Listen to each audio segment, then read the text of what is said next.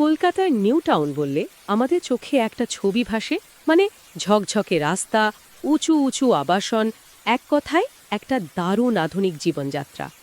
একদম সুপরিকল্পিত একটা শহর। কিন্তু ২০১৩ সালের ডিসেম্বরের এক সকালে এই আধুনিকতার ছবিটা মানে কেমন যেন ঢেকে গিয়েছিল একটা শীতল ভয়াবহ অপরাধের খবরে।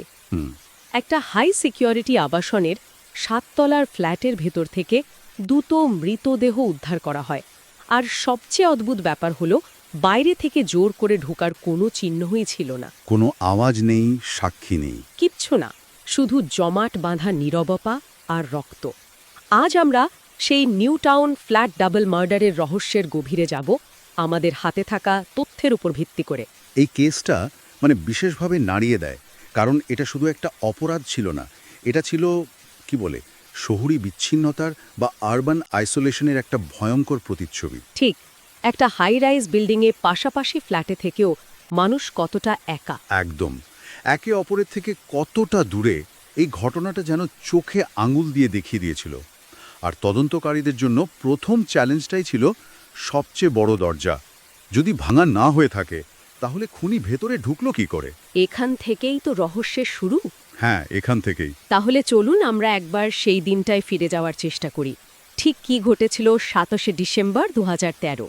আমাদের কাছে থাকা তথ্য বলছে নিউ টাউনের ওই আবাসনের প্রতিবেশীরা মানে কয়েকদিন ধরে ফ্ল্যাটটা থেকে কোনো সাড়া শব্দ পাচ্ছিলেন না। বারবার কলিং বেল বাজাচ্ছিলেন, ফোনে চেষ্টা করছিলেন, কিন্তু কোনো লাভ হয়নি। এখানেই কিন্তু প্রতিবেশীদের ভূমিকাটা খুব গুরুত্বপূর্ণ, কারণ তাদের সন্দেহ না হলে হয়তো ঘটনাটা প্রকাশ্যে আসতে আরও দেরি হতো। অবশ্যই। যখন দুদিন পরেও দরজা খুলল না আর ভেতর থেকে একটা অদ্ভুত একটা গন্ধ আসতে শুরু করলো, তখনই তারা আর দেরি করেনি। সিকিউরিটি আর পুলিশকে খবর দেওয়া হয়। আর এই গন্ধটা একটা অশুভ ইঙ্গিত ছিল, তাই না? অবশ্যই। এর মানে হলো ভেতরে যা ঘটেছে তা অন্তত ২৪ থেকে ৪৮ ঘন্টা আগে ঘটেছে। পুলিশ যখন দরজা ভেঙে ভেতরে ঢোকে, তারা ভেতরে যা দেখে সেটা তো ভয়াবহ। শোবার ঘরের মেঝেতে রক্তে ভেসে যাচ্ছে দুটি দেহ। তদন্তে নামার আগে তো পুলিশকে জানতে হয়েছিল নিহতরা কারা। আমাদের কাছে থাকা তথ্য অনুযায়ী তারা ছিলেন এক দম্পতি, পেশায় তথ্য প্রযুক্তি কর্মী। শান্তশিষ্ট স্বভাবের জন্য প্রতিবেশীদের কাছে তারা বেশ পরিচিত ছিলেন, ফলে এই নৃশংস হত্যাকাণ্ডের কোনো কারণে কেউ খুঁজে পাচ্ছিলেন না। আর এটাই তো কেসটাকে গোড়া থেকে আরও জটিল করে তুলেছিল। একদম। যখন ভিকটিমদের প্রোফাইল খুব সাধারণ হয়, তাদের কোনো শত্রু বা অপরাধমূলক কাজের ইতিহাস থাকে না, তখন মোটিভ বা উদ্দেশ্য খুঁজে বের করাটা খড়গাদা থেকে সূচ খোঁজার মতো হয়ে যায়। আইটি প্রফেশনাল, শান্তশিষ্ট দম্পতি, তাদের এমন শত্রু কে হতে পারে যে এভাবে খুন করবে? ঠিক, তদন্তের প্রথম প্রশ্নই ছিল এটা। তাহলে ক্রাইম সিন থেকে কি কি তথ্য পাওয়া গিয়েছিল? ঘরের ভেতরের অবস্থা কেমন ছিল? আমাদের সোর্সে বলা হয়েছে দুটো দেহেই ধারালো অস্ত্রের একাধিক আঘাতের চিহ্ন ছিল, আর আক্রমণটা খুব কাছ থেকে করা হয়েছিল। কিন্তু সবচেয়ে অবাক করার মতো বিষয় হলো ঘরের আসবাবপত্র বা অন্য কোনো জিনিস প্রায় এলোমেলো ছিল না। এখানেই প্রথম এবং সবচেয়ে বড় ধাঁধাটা তৈরি হয়। সাধারণত এই ধরনের হিংস্র আক্রমণে একটা ধস্তাধস্তির চিহ্ন থাকে, ভাঙা চেয়ার, উল্টানো টেবিল, ছেঁড়া জিনিসপত্র। হ্যাঁ, একটা সংগ্রামের চিহ্ন। ঠিক, কিন্তু এখানে প্রায় কিছুই নেই। ঘরটা পরিপাটি। এর থেকে তদন্তকারীরা দুটো প্রাথমিক সিদ্ধান্তে আসতে পারেন। এক, অপরাধীর মূল উদ্দেশ্য ছিল শুধুমাত্র হত্যা, লুটপাট নয়। আচ্ছা। আর দুই, অপরাধী সম্ভবত এতটাই পরিচিত বা অপ্রত্যাশিত ছিল যে ভিকটিমরা বাধা দেওয়ার বা হইচই করার সুযোগই পাননি। কিন্তু ফরেনসিক রিপোর্ট তো আবার অন্য কথা বলছে। রিপোর্টে বলা হয়েছিল নিহতদের দেহে, বিশেষ করে হাতে পায়ে, প্রতিরোধের চিহ্ন ছিল। হ্যাঁ, ছিল। তার মানে তারা বাঁচার জন্য লড়াই করেছিলেন। একদিকে পরিপাটি ঘর, অন্যদিকে বাঁচার লড়াইয়ের চিহ্ন। এই দুটো তথ্যকে একসাথে মেলানো তো প্রায় অসম্ভব লাগছে। এটা একটা চমৎকার প্রশ্ন। এই ধরনের পরস্পর বিরোধী প্রমাণ বা কন্ট্রাডিক্টরি এভিডেন্স তদন্তকারীদের জন্য সবচেয়ে বড় চ্যালেঞ্জ। আপাতদৃষ্টিতে দুটো তথ্যকে একসাথে মেলানো কঠিন। তাহলে এর ব্যাখ্যা কি হতে পারে? ধরুন, আক্রমণটা এতটাই আকস্মিক এবং দ্রুত ছিল যে দীর্ঘক্ষণ ধস্তাধস্তির সুযোগই মেলেনি। লড়াইটা হয়তো কয়েক মুহূর্তের জন্য হয়েছিল, আর সেটা ঘরের একটা নির্দিষ্ট কোণায় সীমাবদ্ধ ছিল। হতে পারে। অথবা আরেকটা সম্ভাবনা যা আরও শীতল, তা হলো অপরাধী হয়তো খুব ঠান্ডা মাথার, যাকে আমরা অর্গানাইজড কিলার বলি। সে হয়তো কাজ শেষ করার পর ঘটনাস্থলকে স্বাভাবিক দেখানোর জন্য কিছুটা গুছিয়ে দিয়েছিল। যাতে তদন্তের প্রাথমিক অভিমুখটা গুলিয়ে যায়। একদম। অর্থাৎ অপরাধী শুধু নিঃশব্দে কাজ ছাড়েনি, সে পুরো পরিস্থিতি নিয়ন্ত্রণে রেখেছিল। কিন্তু সেই কেন্দ্রীয় প্রশ্নটা তো থেকেই যাচ্ছে, সে ভেতরে ঢুকলো কি করে? জোর করে প্রবেশের যখন কোনো চিহ্নই নেই, তখন সম্ভাবনা তো মাত্র দুটো। হয় তার কাছে চাবি ছিল, অথবা অথবা নিহতদেরকেও তাকে নিজে দরজা খুলে দিয়েছিলেন। ঠিক। যেহেতু নিহতদের কোনো বন্ধু বা আত্মীয়ের কাছে চাবি থাকার কোনো প্রমাণ মেলেনি, তাই দ্বিতীয় সম্ভাবনাটি, মানে কেউ স্বেচ্ছায় দরজা খুলে দিয়েছিল, সবচেয়ে জোরালো হয়ে ওঠে। আর এখান থেকেই তদন্তের ফোকাসটা সম্পূর্ণভাবে ঘুরে যায়। হ্যাঁ, বাইরের কোনো অজ্ঞাত পরিচয় অপরাধী থেকে ভেতরের পরিচিতদের বৃত্তের দিকে। পুলিশ তখন নিহতদের কল রেকর্ড, বন্ধুবান্ধব, আত্মীয়দের তালিকা তৈরি করতে শুরু করে, কারণ এটা স্পষ্ট হয়ে যাচ্ছিল যে খুনি এমন কেউ যাকে ওই দম্পতি চিনতেন এবং বিশ্বাস করতেন। এই পরিচিতদের বৃত্ত থেকেই কি পুলিশ কোনো সূত্র পেয়েছিল? পারিপার্শ্বিক প্রমাণের দিকে যখন নজর দেওয়া হলো, তখন সিসিটিভি ফুটেজের কথা আসে। আবাসনের ক্যামেরায় কি কিছুই ধরা পড়েনি? ধরা পড়েছিল, কিন্তু যা ধরা পড়েছিল তা প্রায় না পড়ারই শামিল। মানে? ঘটনার আগের রাতে এক ব্যক্তির একটা অস্পষ্ট ছায়ামূর্তি ফুটেজে দেখা যায়, কিন্তু মুখ তো দূরের কথা, তার পোশাক বা চেহারা সম্পর্কেও কোনো স্পষ্ট ধারণা পাওয়া যায়নি। এখানেই 2013 সালের প্রযুক্তিগত সীমাবদ্ধতার বিষয়টা চলে আসে। ঠিক কী ধরনের সীমাবদ্ধতা? ফুটেজটা কি শুধু ঝাপসা ছিল? শুধু ঝাপসা নয়, 2013 সালের বেশিরভাগ আবাসিক ক্যামেরায় আজকের মতো হাই ডেফিনিশন বা কম আলোতে দেখার জন্য ইনফ্রারেড বা নাইট ভিশন থাকতো না। আচ্ছা। ফলে অপরাধী যদি রাতের অন্ধকারের সুযোগ নিয়ে থাকে, তাহলে তার শারীরিক গঠন বা পোশাকের রং ছাড়া আর কিছুই পাওয়ার আশা করাটা কঠিন ছিল। সে হয়তো ক্যামেরার ব্লাইন্ড স্পট বা অ্যাঙ্গেল সম্পর্কেও ওয়াকিবহল ছিল। অর্থাৎ সে জানতো কোথা দিয়ে গেলে ক্যামেরায় তার মুখ ধরা পড়বে না। ঠিক। এই সতর্কতা প্রমাণ করে সে সম্ভবত আগে ওই আবাসনে এসেছে এবং চারপাশটা তার চেনা।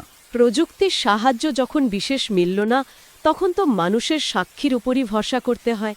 পাশের ফ্ল্যাটের একজন বাসিন্দা তো একটা আওয়াজ শোনার কথা বলেছিলেন, তাই না?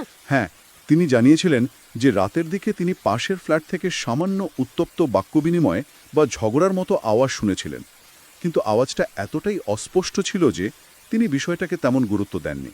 আর এটাই হলো আরবান আইসোলেশনের আর একটা দিক, যেটা আপনি বলছিলেন। একদম।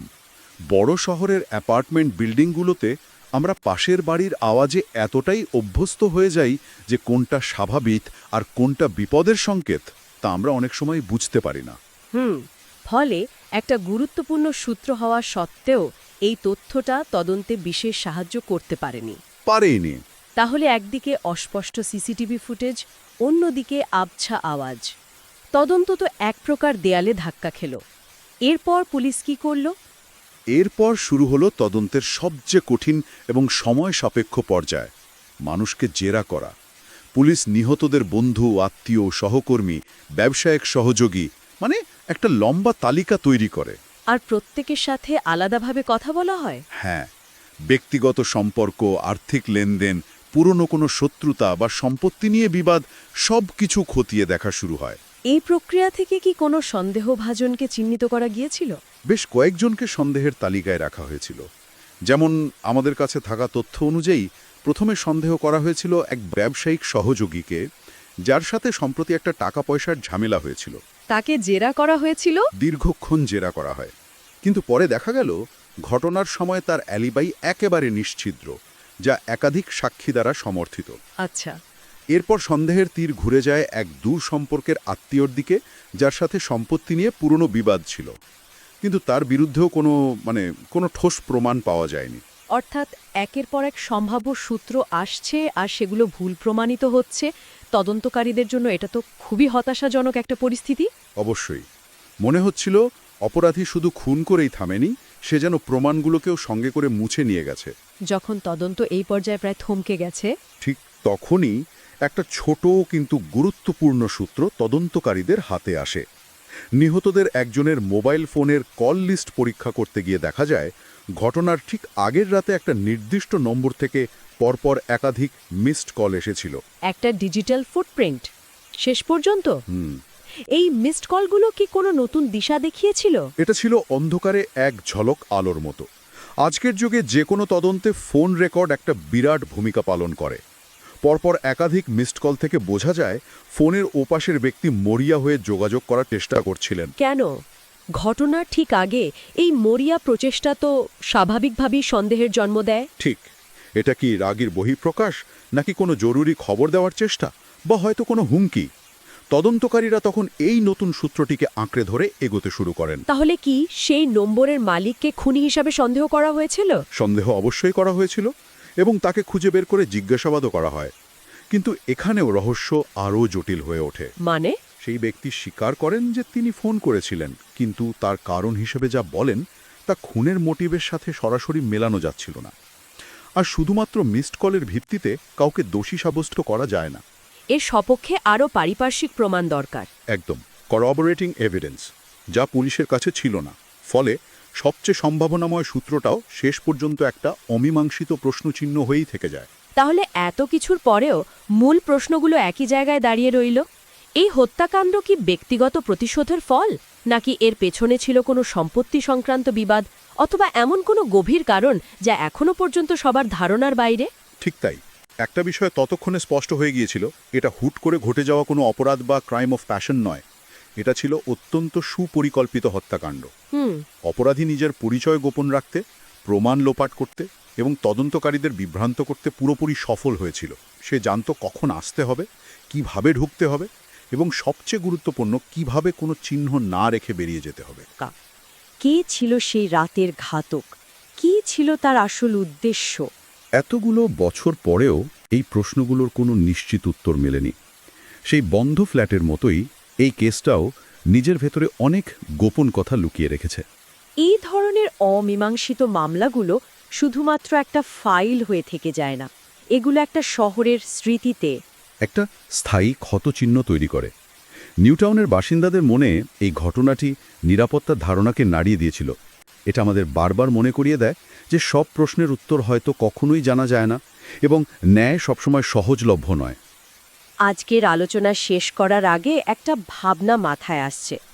আজকের এই ডিজিটাল যুগে, যেখানে প্রায় সর্বত্র নজরদারি, CCTV, mobile tower location, digital payment, সেখানেও কিভাবে একজন অপরাধী এমন নিখুঁত পরিকল্পনা করে প্রায় অদৃশ্য হয়ে যেতে পারে?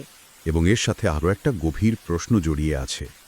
আধুনিক শহুরি জীবনের এই বন্ধ দরজার আড়ালে ঠিক কোন কোন দ্বন্দ্ব, কোন রাগ বা হতাশা লুকিয়ে থাকতে পারে, যা বাইরে থেকে কখনোই বোঝা যায় না।